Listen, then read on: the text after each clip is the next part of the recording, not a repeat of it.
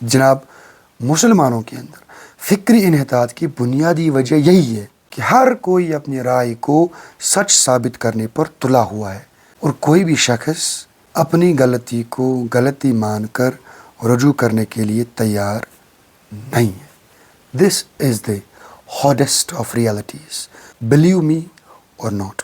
इसके मुकाबले में साइंस की दुनिया में अगर एक साइंसदान कोई एक राय कायम कर लेता है, उसने कोई थ्योरी दे दी, लेकिन उसके बाद कोई और मुहक्किक आ गया, बल्कि उसका स्टूडेंट आ गया, उसने अपने उस्ताद या उस बड़े इंसान की थ्योरी को गलत साबित कर दिया।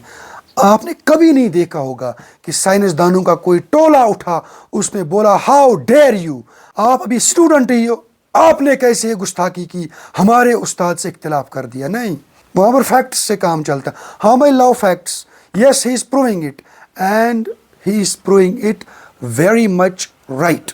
Now we should accept and acknowledge this point irrespective of the fact वो एक छोटा स्टूडेंट है या कोई और मुहक्किक है।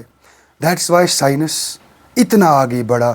इसके मुकाबले में हमने अपने दीनी उलूम के अंदर इल्म हासिल करने की जस्तजू को इस हद तक सिकुड़ लिया है कि अब इसमें स्कोप ही हमने नहीं छोड़ा है मज़ीद तहकीक के लिए, कोई बात करने के लिए। हालांकि कुरान पाक आज खुद ये स्कोप तमाम इंसानों को बल्कि कुल जमी इंसानियत को देता है।